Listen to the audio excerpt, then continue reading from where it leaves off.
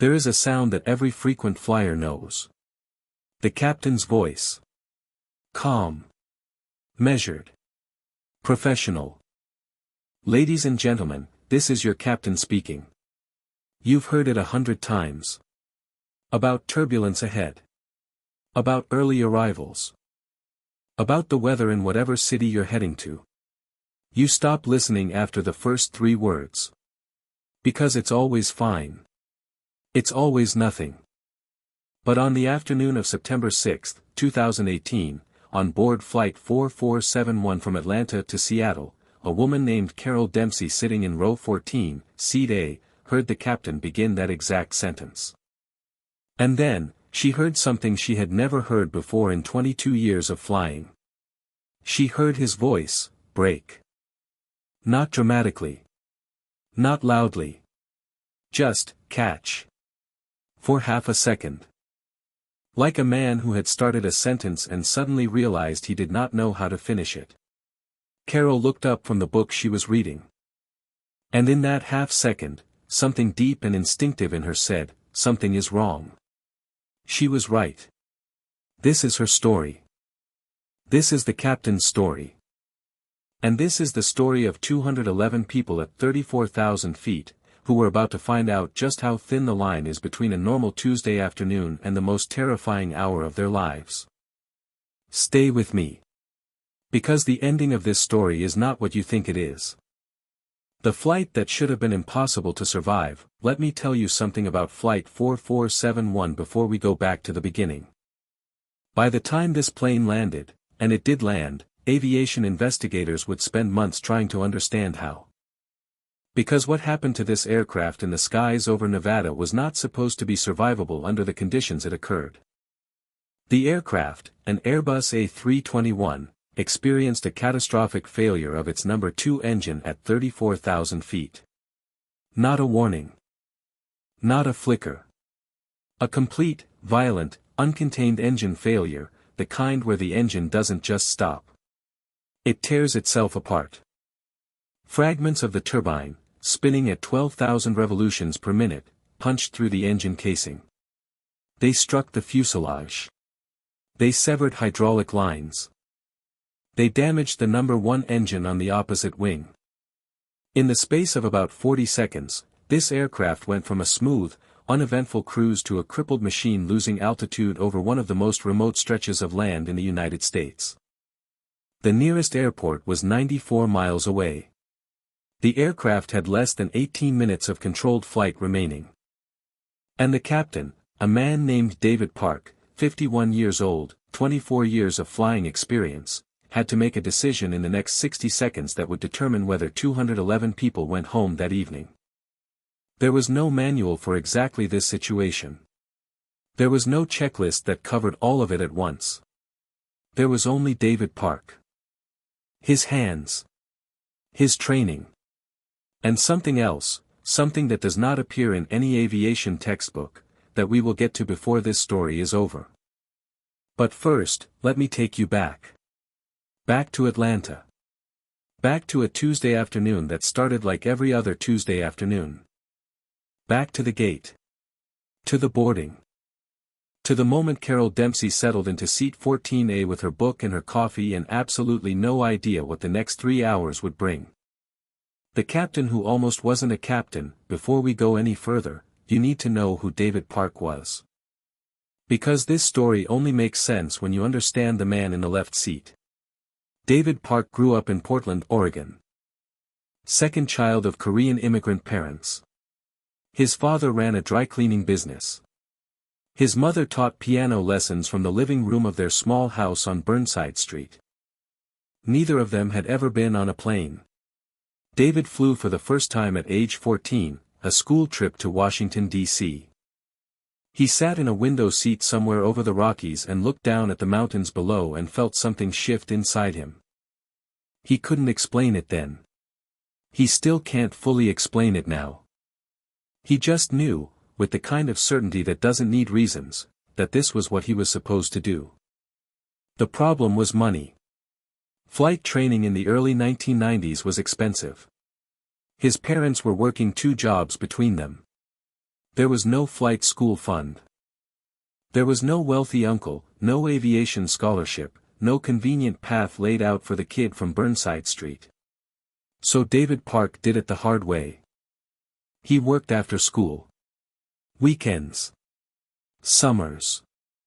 Every dollar he made, and I mean every dollar, went into a shoebox under his bed that he labeled, in his teenage handwriting, Flight Fund. By the time he was 19, he had enough for his first 10 hours of instruction at a small airfield outside Portland. His instructor, a retired Air Force pilot named George Maddox, told him after his third lesson, "You have good hands, kid." Relaxed. A lot of people grip the controls like they're trying to strangle the plane. You just, hold it. David remembered that for the rest of his career. He got his private license at 21. His commercial at 23. His ATP, the Airline Transport Pilot Certificate, the highest qualification a civilian pilot can hold, at 26. He was hired by a regional carrier that same year. But here is the thing about David Park that the official record doesn't capture. He almost quit. Twice. The first time was at 24. A training check ride, the practical exam that determines whether you advance, went badly. An examiner who had a reputation for being brutal marked him down for a decision-making call during a simulated engine failure. David disagreed with the assessment. He thought about walking away from the whole thing. He didn't. He rescheduled. He passed. The second time was at 31. He had been at the regional carrier for 5 years. A major airline had rejected his application. The reason they gave was vague, something about his instrument approach scores and training records. He sat in his car in the parking lot of that regional carrier's operations center and genuinely asked himself whether this was worth it. He called his mother that night. She said, in the practical, no-nonsense way she had always spoken to him, "David. Do you love it?" He said yes. She said, "Then that's the answer." 2 years later, a different major carrier hired him. By September 2018, 24 years after that first 10 hours in Portland, David Park was a senior captain. Over 18,000 flight hours. Regarded by his colleagues as one of the most composed pilots on the fleet. The kind of pilot you want in the left seat when everything is fine. And the kind of pilot, as it turned out, that you desperately want in the left seat when everything is not. The flight before everything changed, September 6, 2018. Atlanta Hartsfield-Jackson International Airport. 2:47 p.m. Flight 4471 to Seattle was at Gate C-31. Boarding had begun at 2:20 p.m. and was almost complete. The aircraft, Airbus A321, registration N204N, had arrived from Miami earlier that morning and had sat at the gate through a routine turnaround. Fuel loaded. Catering stocked. Maintenance checks completed. The weather between Atlanta and Seattle was straightforward. A high-pressure system meant smooth air for most of the route. There was a front over Northern California, but the filed flight plans skirted around it comfortably. Captain David Park had arrived at the operations center at 1:15 p.m. He reviewed the weather, the aircraft's technical log, the fuel load, the route. Everything was standard. His first officer that day was a young woman named Rachel Torres. 28 years old. Just over 1,800 hours of total flight time. This was her 14th revenue flight with the airline. She was sharp, thorough, and, if you asked her, still a little bit in awe of the fact that she was actually doing this job. Park liked flying with newer first officers. He had a theory, one he had developed over 24 years, that flying with someone who still found everything slightly amazing kept you from getting too comfortable. Kept you from letting experience become laziness. He and Torres completed the pre-flight checks together. Walk around. Fuel confirmation. Systems check. Load sheet reviewed. At 3:14 p.m., the doors closed.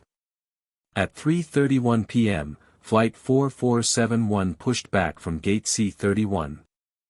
At 3:48 p.m., it lifted off runway 26L and turned northwest toward Seattle.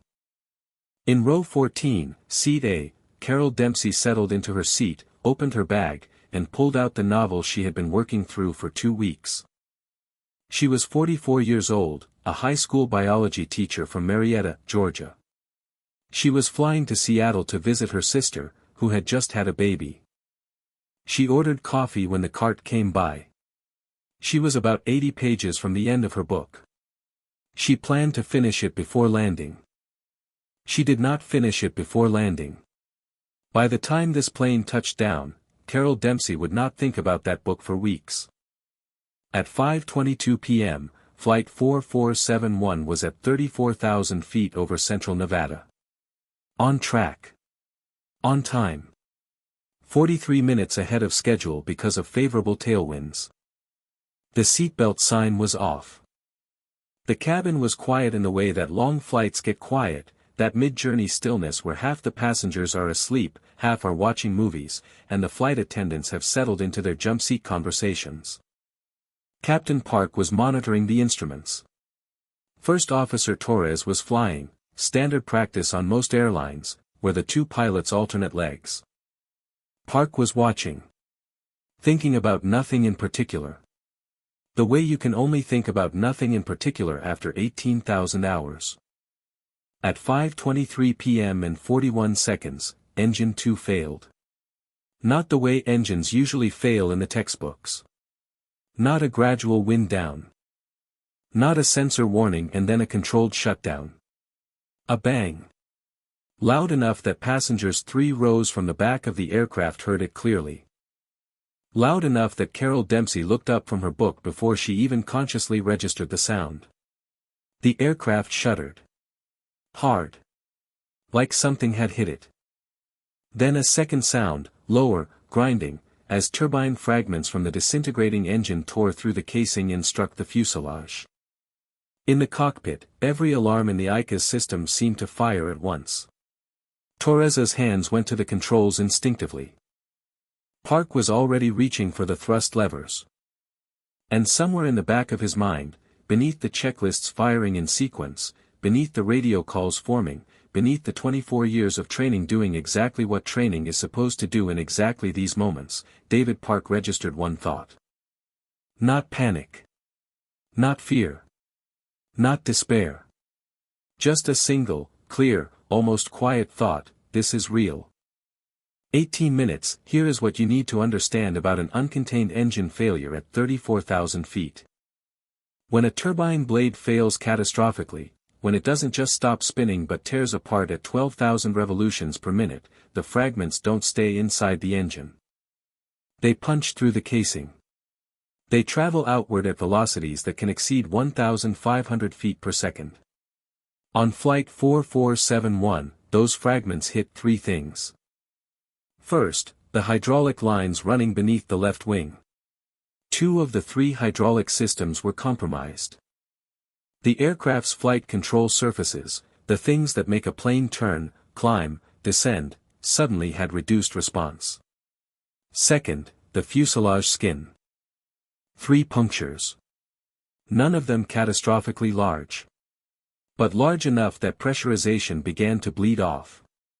Third, the number 1 engine. A fragment struck the cowling of the right engine and caused a compressor stall, a disruption of airflow that caused engine 1 to surge and lose power intermittently. In the space of 40 seconds, Flight 4471 had gone from a fully functioning aircraft to a machine with 1 destroyed engine, 1 damaged engine, degraded hydraulics, and a slow pressurization leak at 34,000 feet. The aircraft began to descend. Not because Park commanded it to. Because physics commanded it to. Park keyed the radio. Las Vegas Center, we have an emergency. Flight 4471. Uncontained engine failure, engine 2. Hydraulic degradation. Requesting immediate vectors to nearest suitable airport. Las Vegas Center responded in seconds. McCarran International, now known as Harry Reid International, was 94 miles to the southwest. Under normal circumstances, 94 miles at cruise speed is nothing. Under these circumstances, with a degraded aircraft losing altitude, it was a calculation. Park ran it in his head. He had done it 100 times in simulators. But simulators always had clean failures. One thing wrong at a time. This was 3 things wrong simultaneously. Torres was flying. Hands tight on the controls, not because she was panicking, but because with degraded hydraulics, the aircraft required more physical input than normal. It was fighting her slightly. Not much. But enough to feel. Park called for the emergency checklist. Torres read. Park executed. The sequence was practiced and automatic, but every item they checked came back with a complication. The hydraulic backup was partially functional. The pressurization bleed was slow but continuous. Engine 1 was surging every 90 seconds or so, not failed, but not reliable. At 5:26 p.m., 3 minutes after the failure, Park made the PA announcement. He picked up the handset. He pressed the cabin PA button. He took one breath. And he said, "Ladies and gentlemen, this is your captain speaking," and that was where Carol Dempsey looked up. Because in that half-second, between speaking and whatever came next, something happened that had never happened in David Park's 24 years behind a microphone. His voice caught. Not for long. Not dramatically. Just 1/2 second where the sentence didn't continue the way it always continued. Just 1/2 second where 24 years of composure met the reality of what he was about to say, and the weight of 211 lives sitting behind him, and something deeply, unavoidably human came through. Carol Dempsey heard it. She set down her book. She looked at the window. She looked at the wing. She could see the left engine. Or rather, she could see where the left engine had been. The cowling was blackened. There was a visible gap where the casing had been blown out. Her hands went cold. And in row 14, seat A, a high school biology teacher from Marietta, Georgia, who had never trained for anything like this, who had no aviation experience, who had nothing except the instinct that every parent has when something threatens the people they love, took a slow breath and thought of her sister. Her new nephew. The reason she was on this plane. And she decided, in the quiet, unremarkable way that ordinary people make extraordinary decisions, that she was going to stay calm.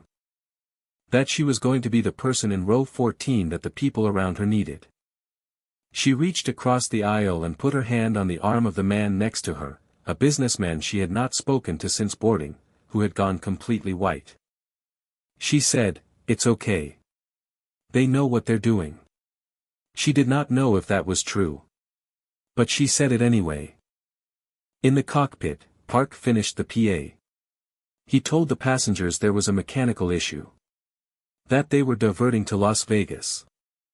That the crew was handling it and they should remain seated with seatbelts fastened. He did not tell them about the hydraulics. He did not tell them about the pressurization. He did not tell them that engine 1 was surging. He told them what they needed to hear. Not everything he knew. That is not deception. That is captaincy. Torres looked at him after he put the handset down. She said, quietly, just between them, "We've got this." Park nodded. The next 14 minutes were the longest of his life. The aircraft descended through 20,000 feet. Then 15,000. The pressurization bleed slowed as the altitude decreased, which was one small mercy. Engine 1 continued to surge intermittently but did not fail completely. At 14,000 feet, Park took the controls from Torres. Not because she wasn't flying well, she was flying extraordinarily well for the conditions. But because what was coming next required the most experienced hands on the aircraft. The approach into Las Vegas with degraded hydraulics meant the aircraft would respond differently than normal. The flap extension would have to be done carefully, too fast and the asymmetric drag could cause a control problem. The gear extension would rely on gravity backup since the normal hydraulic system was compromised. Park had practiced it in the simulator. Once. 3 years ago. Runway 25L, at 5:41 p.m., 18 minutes after the engine failure, Las Vegas McCarran appeared through the windshield. The runway lights were on even though it was still daylight. That was for them. Air traffic control had cleared a 15-mile final approach, no traffic, no interruptions, just a straight line to the runway. Emergency vehicles were already in position. Park could see them from 10 miles out. Fire trucks. Ambulances. The airport crash response units lined up along the runway edges.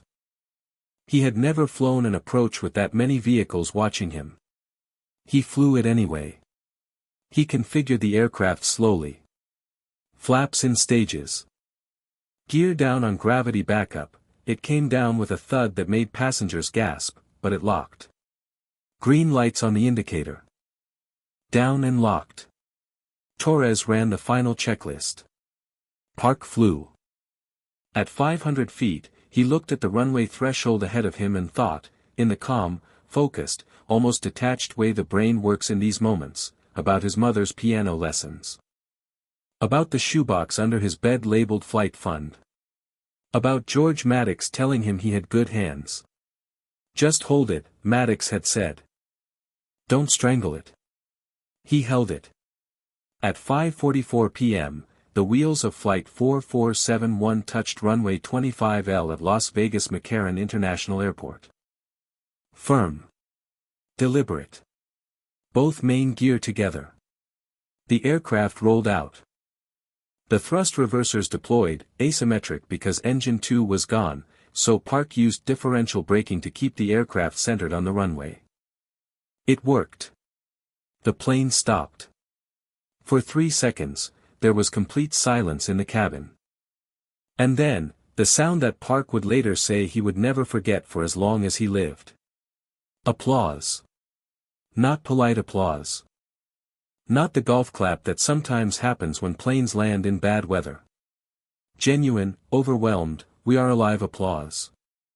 From 211 people who understood, even if they didn't know all the details, that something had just happened that did not have to end this way. In row 14, seat A, Carol Dempsey was not applauding. She was crying. Quietly. Hands in her lap. Looking out the window at the Nevada desert in the evening light.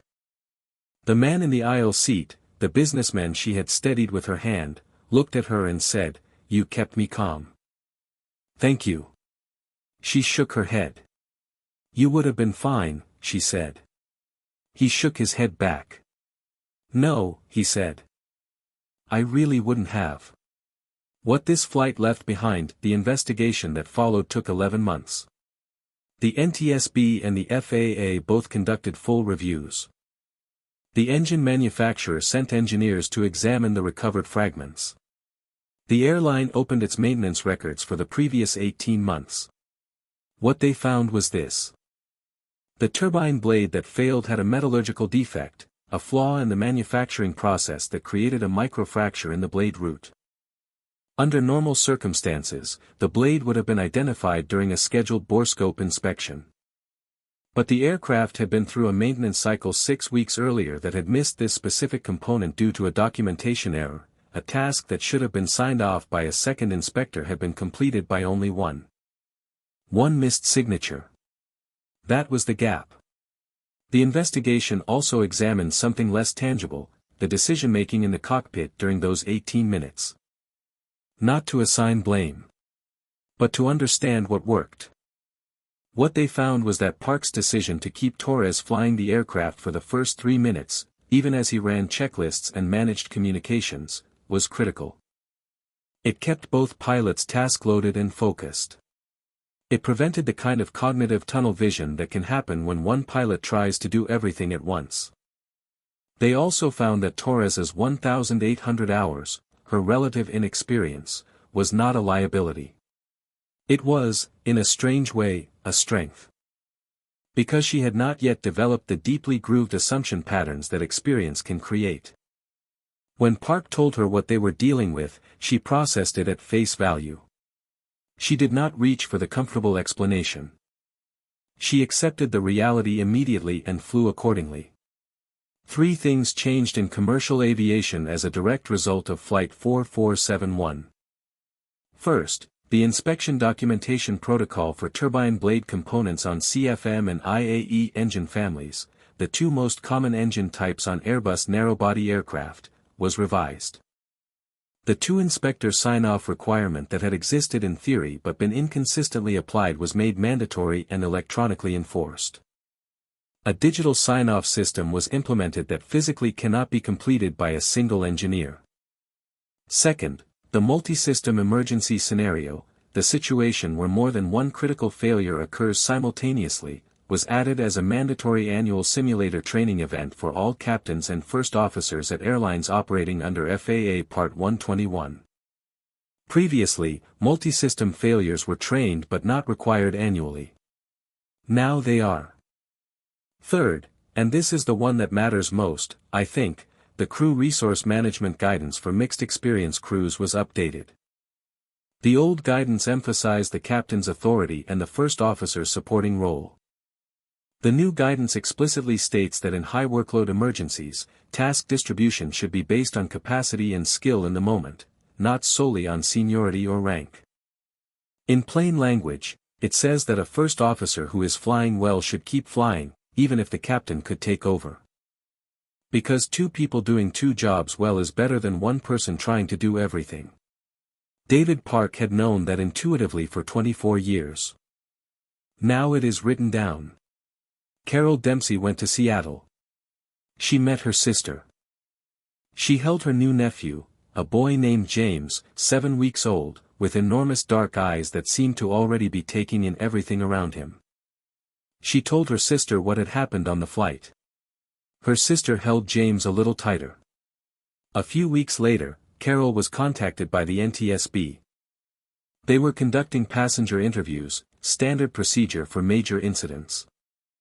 She sat with an investigator for about an hour and answered questions about what she observed, what she heard, what she felt. At the end of the interview, the investigator, a woman who had been doing this work for over 15 years, said something that Carol has never forgotten. She said, "The passengers who stay calm in emergencies don't usually know they're going to. They just do. And it matters more than they realize." Carol thought about that for a long time. She thought about the half-second when the captain's voice broke. She thought about how that half-second, that tiny, involuntary crack in 24 years of composure, had somehow made her trust him more, not less. Because it told her he understood what was at stake. Because it told her he was human. Because it told her, in a way no amount of professional calm could have communicated, that the man in the front of that plane cared about the outcome as much as she did. Maybe more. She still flies. Regularly. Window seat when she can get it. She always looks at the engines now, just for a moment, before she opens her book. David Park took 3 weeks off after the incident. He flew again in October 2018. First Officer Rachel Torres was promoted to captain in March 2020. On her first flight as captain, she did the PA announcement just before pushback. Her voice was steady. Clear. Professional. But one of the flight attendants, a woman who had worked with Torres before, said she noticed something in Torres's face just before she picked up the handset. Not fear. Not nerves. Just a moment. A breath. A private acknowledgement of what it meant to be responsible for the people in the back. The same thing, in a different form, that 211 people had heard in David Park's voice over Nevada. The weight of it. The realness of it. The thing that makes a pilot human, and because of that, the thing that makes them trustworthy. I want to tell you why I think this story matters. Not because of the engine failure. Engine failures happen. Aviation is extraordinarily safe, and it is safe precisely because of the systems, the training, the investigations, the rule changes that come out of incidents exactly like this one. The NTSB exists so that mistakes become lessons and lessons become rules and rules become the reason your next flight lands uneventfully. That part of the story, the technical part, is important. But it is not the part that I keep coming back to. What I keep coming back to is Carol Dempsey. A woman with no aviation training. No emergency response background. No particular reason to stay calm. Who heard a captain's voice break for half a second. And chose, in that moment, to be the steady thing for the people around her. Not because someone asked her to. Not because she had trained for it. Not because she wasn't afraid. She was afraid. She told the NTSB that directly. She was more afraid in those 18 minutes than she had ever been in her life. But she made a choice about what to do with that fear. And I think about that a lot. Because we all have a row 14 moment at some point. Maybe not at 34,000 feet. Maybe not with engines failing and hydraulics compromised and an emergency landing on a Nevada runway. But we all have moments where something goes wrong, where the voice we were relying on catches for half a second. Where the situation is outside the checklist, where someone next to us has gone completely white, and in that moment, we have a choice. You can grip the armrest. Or you can put your hand on the arm of the person next to you and say, "It's okay." They know what they're doing. Even when you're not entirely sure. Even when you're scared. Especially then. If this story stayed with you, share it with someone who needs it. And if you want to go deeper, next week I'm covering the ATC controller who had 38 aircraft in the sky when this emergency was declared. The man on the other end of David Park's radio call. The person you never see, never meet, never thank, who was quietly doing the impossible at the exact same time. Subscribe. It's a story worth hearing.